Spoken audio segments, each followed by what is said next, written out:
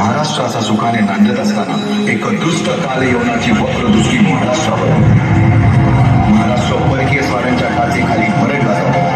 अपहरण, अपमान, जुलूम, जबरदस्ती, अन्याय, अत्याचार, मंदिरांची तोडफोड, स्त्रियांची, धनधान्यांची लुटालूट थांबत नव्हती. जेव्हा आपल्याच घरात गोठ्यातली गाय आणि घरातील माय असुरक्षित होते, तेव्हा घरातलाच अंधकार मनात घर करून बसतो. अशा वेळी साधू, संत, लहान, थोर, लेकी, बाळी अवघा महाराष्ट्र देवाला गारण घालतोय. अरे जेजुरीच्या खंडोबा, पंढरपूरच्या विठोबा, तुळजापूरच्या भवानी आई, दारुगड, दारुगड आई, दारुगड.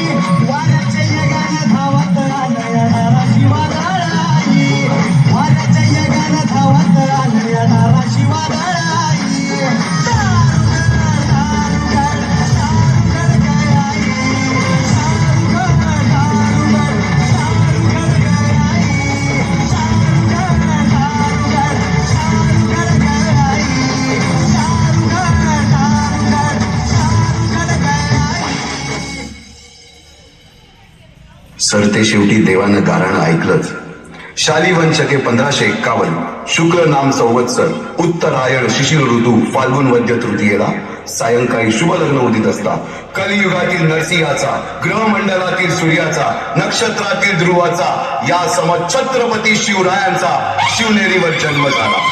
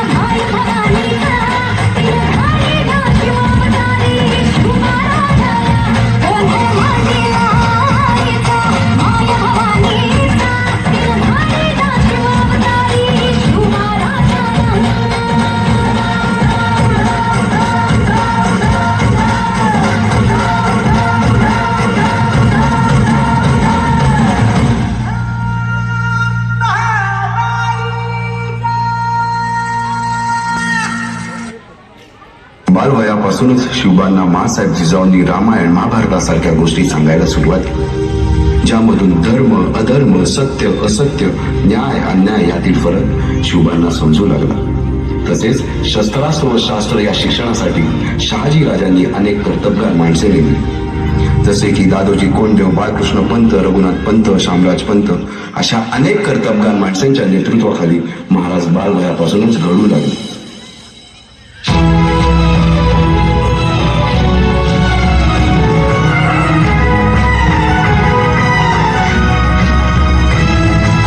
तूच अर्जुन तूच केशव तू तुझा हो सारथी. तूच अर्जुन तूच केशव तू तुझा हो सारथी. करुणी मारगणी वावर दे भूमीस आहुती. करुणी मारगणी वावर दे भूमीस आहुती. तूच अर्जुन तूच केशव तू तुझा हो सारथी.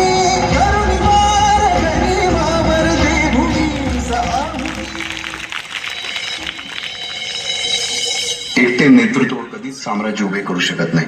त्यासाठी तशी कर्तबगार माणसे, निष्ठावान मावळे घडवावे लागतात. शिवरायांनी असे सवंगडी त्या वयापासूनच पारखायला सुरुवात केली.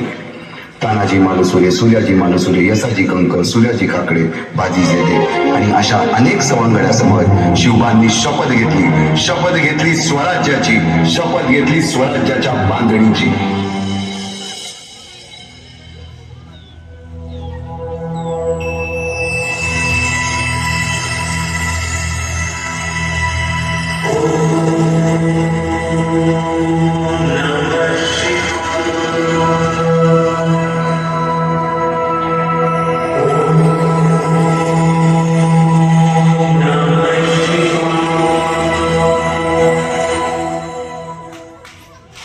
आम्ही मराठे यवनांची पीडा नष्ट करण्यासाठी हिंदवी स्वराज्य स्थापन करीत आहोत. यवनाची पीडा नष्ट करण्यासाठी हिंदवी स्वराज्य स्थापन करीत आहोत.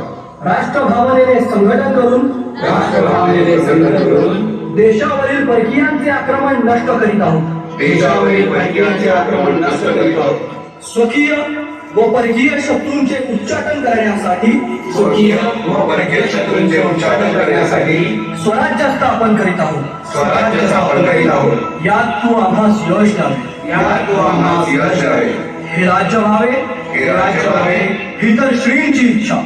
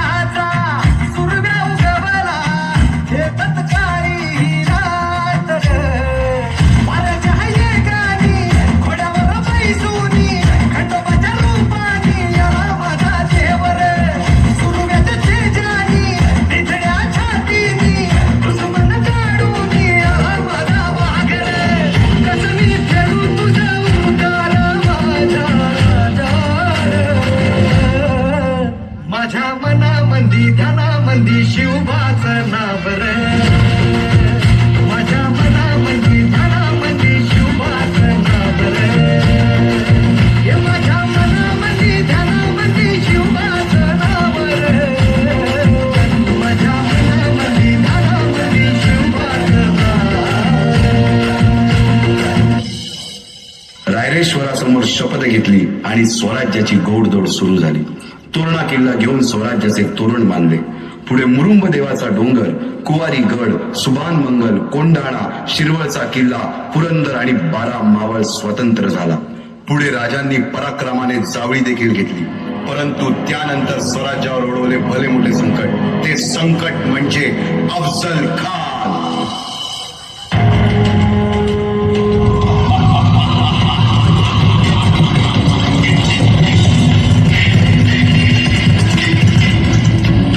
शिवबाचं काही खरं नाही. इकडं निजाम, तिकडं मोगल, पलीकडं इंग्रज. जो तो हेच बोलू लागला. महाराज, आपला जीव मोलाचा आहे. खानाचं सैन्य अफाट आहे. त्याच्यासमोर आपला टिकाव लागणं अवघड आहे. काही दिवसांसाठी आपण कुठेतरी अज्ञातस्थळी निघून जा. काय म्हणालात रायबा? मासाहेब, आम्हाला आमच्या जीवाची पर्वा नाही. राजांचा जीव वाचणं गरजेचं आहे. रायबा, शिवबा केवळ आमचा पुत्र नाही, तर अवघ्या मराठी जनांचा स्वाभिमान आहे. या मातेने आपला पुत्र गमावला तरी बेहत्तर, परंतु भ्याडपणे पळून जाऊन या मराठी मुलखाचा स्वाभिमान गमावता कामा नये. अशा वाघिणीचा त्याग छावा.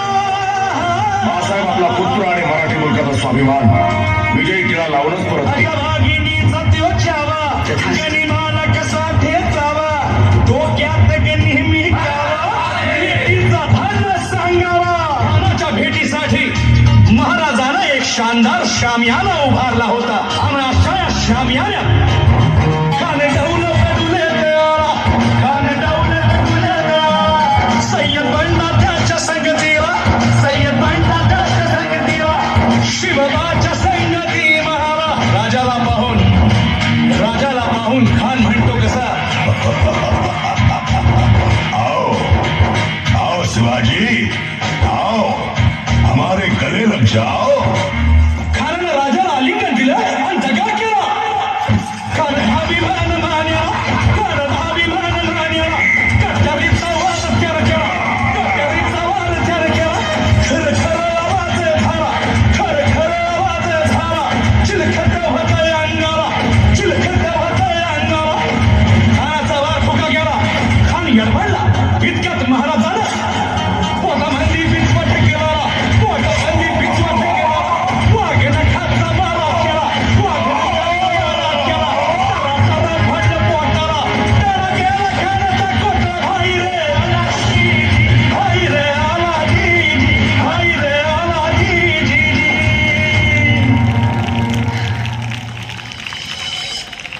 अफजल खानाच्या वधानंतर महाराजांनी स्वराज्यवाढीची मोहीमच हाती घेतली. पाहता पाहता पन्हाळ्यापर्यंतचा प्रदेश जिंकून घेतला, कोकणही ताब्यात घेतले. सर्वत्र फक्त विजयच विजय दिसू लागला. हिंदवी स्वराज्य वाढू लागले.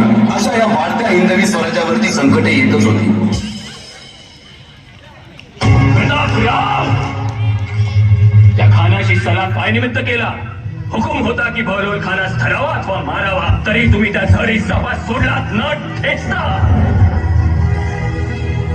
खानाच्या तरवारीने कापली केलेली रळ तुम्हाला कधीच माफ करणार नाही, कधीच नाही. नौबत आहात आता तरी सरनौबतासारखे वागा आणि लिहा. या जबाबदार तुम्ही राहा.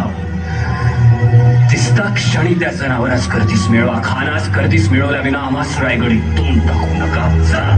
राजांचे हे विखारी शब्द स्वाभिमानी प्रतापरावांचं काळीत झेलत गेले आणि दुखावलेले प्रतापराव कुठलाही विचार न करता अवघे 6 सरदार घेऊन बहलोल खानाच्या दिशेनं निघाले.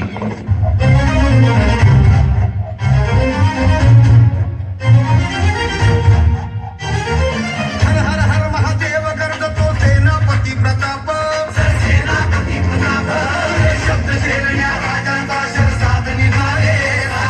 सात दौडले, सात उधळले, सात धुंदले, सात शास्त्र समरात. सातही ताऱ्यातून उंचा पात, कडकडकडे उडाल नावी पात. अशा या स्वराज्याच्या यज्ञकुंडात अनेक महावीरांनी शौर्याची, निष्ठेची, त्यागाची समिधा धारण करून आहुती घेतली. अशा कित्येक महावीरांनी पराक्रमाची पराकाष्ठा करत स्वराज्याचे एक एक दगड, चिऱ्या, पायऱ्या बसवल्या, घडवल्या. एक एक बुरुज बांधला गेला आणि आता वेळ आली त्या बांधलेल्या भक्कम गडावर विजयश्री धारण केलेला भगवा ध्वज चढवण्याची, म्हणजेच आपल्या महाराजांच्या, शिवरायांच्या राज्याभिषेकाची.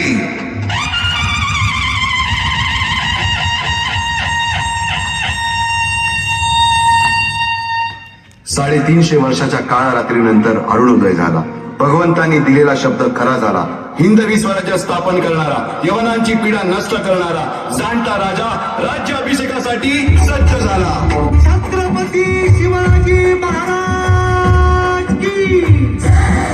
माझं शिवबाग शिवासनाव बसला, माझं शिवबाग शिवासनाव बसला. न्यायाचा राजा माझा बाई, कुलदेवाचा आकाशाचा ठाई. असा रे तेजा राजा झाला नाही, त्याचं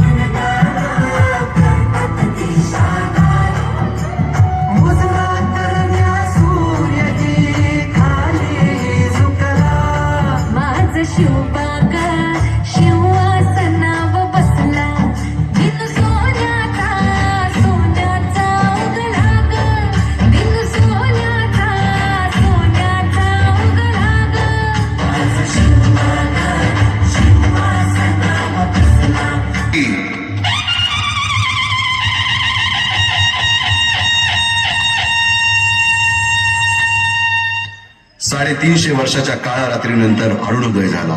भगवंतांनी दिलेला शब्द खरा झाला. हिंदवी स्वराज्य स्थापन करणारा, यवनांची पीडा नष्ट करणारा जाणता राजा राज्याभिषेकासाठी सज्ज झाला.